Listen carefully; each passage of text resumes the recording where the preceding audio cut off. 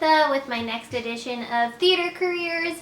For this video, I will be interviewing my friend Kimberly. It was really great to talk to her about how her job has quite literally changed during this pandemic and any advice for future theater teachers, and she talks about how theater saved her life. I hope you enjoy. And I am here with my friend Kimberly that I met through NYU, like all my favorite people. Hi, Kimberly. Thank you so much for doing this for me. Thank you for having me. And the first question, which isn't a question, is if you could just please explain what your job is generally, like what is your job? I teach theater and dance to elementary school in Brooklyn. I teach pre-K through 5th grade. Wonderful. So another elementary teacher. And if you could just walk us through, how did you get to where you are now, career-wise? Well, in undergrad, I started out as a musical theater major. So I did like performance and theater theory and all that stuff. And then I also performed in a lot of regional theater. And after college, I tried to audition all the time. And I was working an office job trying to pay the bills. And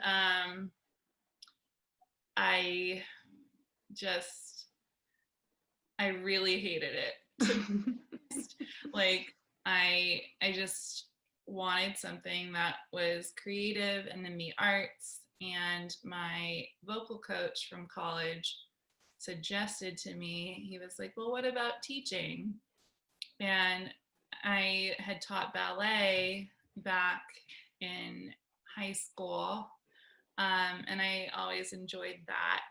So I looked up theater education, not even thinking that was a thing.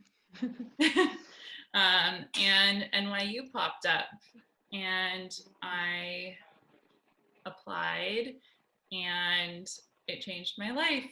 I went through the program with you and a lot of our other friends, and became a theater teacher. I love it. So one of the reasons I started this vlog is because I realized that most people that became theater teachers, like it happened accidentally, and it's actually kind of sad. Like I wish more people knew about it, because I think more people would find that it was something they would really like to do. And you kind of already touched on this, but like, is there like a specific moment, maybe during grad school or maybe before, where you were like, absolutely, like when was the moment you're like, I know I could be happy doing this? Definitely during grad school, being a student teacher. I student taught at Sacred Heart with one of our former professors, and it was just so fun getting to see the kids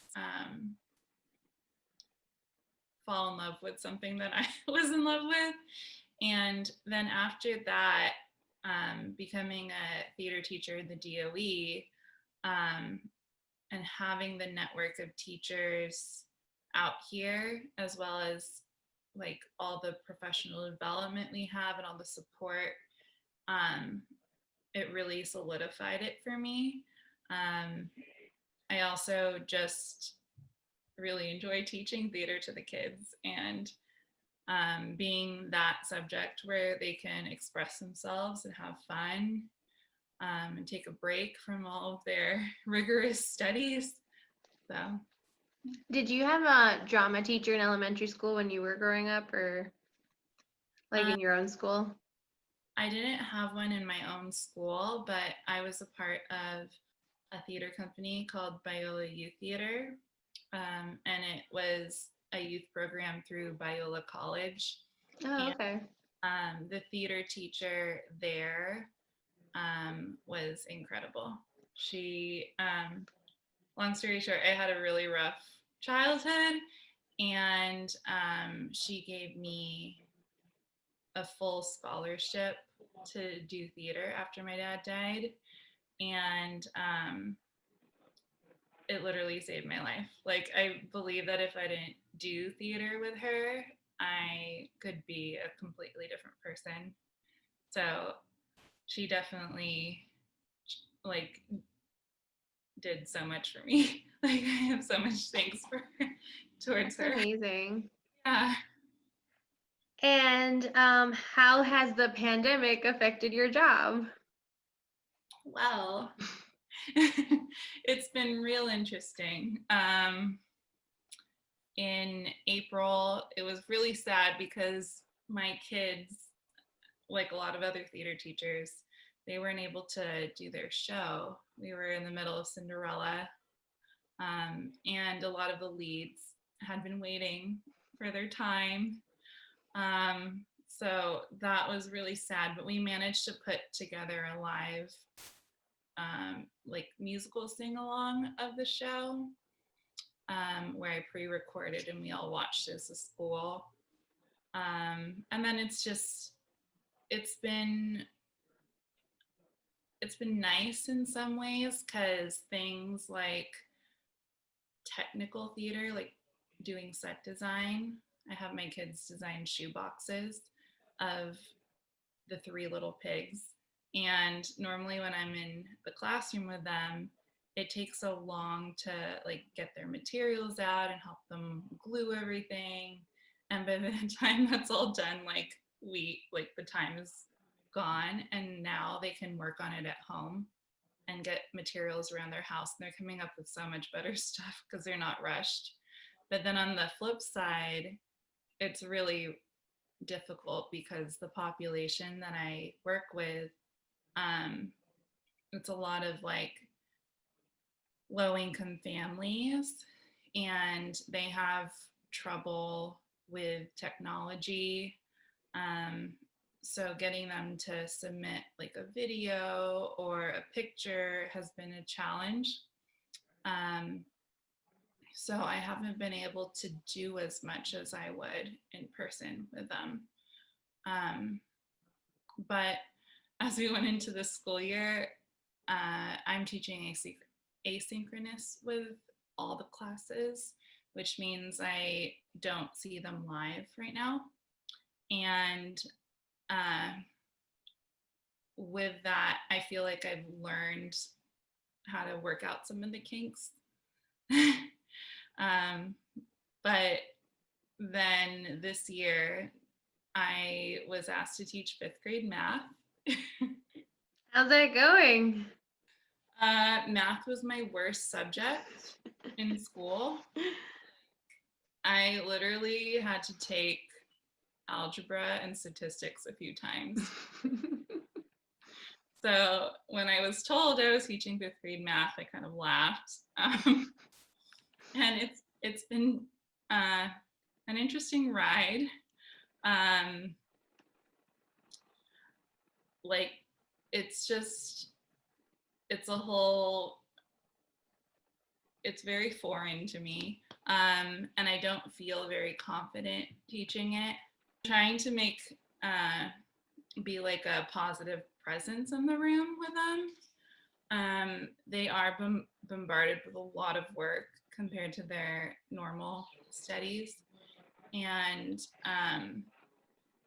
today, for instance, the classroom teacher, because I co-teach math with them, they weren't able to be there today, so she asked if I could do theater with the kids. And you were probably like, yes. Exactly. The kids have been sitting so quiet. Like, I couldn't even recognize these kids this whole semester. Like, I was like, what happened? Where are you? Like, you don't children. And today we did like charades and a bunch of theater games, and the kids were so happy. Like, it made my heart so happy to see them just like having fun. And they were like, just, can we have you every week? And I was like, I wish. Aww. And we both wish. May I ask, like, did you get like any professional development in math like before? Or was it just, oh, okay, wow. But like it seems like that's not like you're not the only one that happens to. Is that something that's been happening to a lot of specials teachers? Yeah, so in my school, all the specials teachers are teaching subjects out of their certification. Um, and I do know of some colleagues, fellow theater teachers that are teaching other subjects. Um, Fortunately, a lot of my close friends that are theater teachers are still teaching theater. I'm super jealous. I give you a lot of credit though. That must be crazy. I mean, I feel like that's just not something that we ever expected to be asked. At least I would never expect to be asked it. So the fact that you're doing it, like props to you. And do you have any message or words of encouragement to any fellow theater teachers struggling through this time? Um, see, I think like my biggest word of advice is just to take it day by day and to breathe. Um, at least in New York, things are changing by the hour, and we don't know when things are changing again. So, not planning too far in advance, taking it little bits at a time, make things very simple, very, very simple, and do things outside of work that feed your soul. um, Me and a few of my friends where we've been performing like live musicals on our own, and it's been really fun just to have an outlet. Um, and I do like karaoke night, so just other creative things to just scratch the itch, I guess. Is it like virtual karaoke night? Yeah, Oh, that so sounds cool. yeah, there's a few of us who do virtual karaoke. That sounds fun. And yeah, I've been hearing a lot of that, like not just theater teachers, like teachers in general, like do things for yourself, like fill your own cup now because we're all struggling. And lastly, do you have any message for anyone who's thinking about being a theater teacher but isn't sure? Yeah, I would say, I mean, I guess my biggest advice is apply to NYU because the program was amazing. I love the NYU theater teacher training. Um, but I would say, like, maybe go shadow a theater teacher for the day, see what their life is like on a non-COVID day.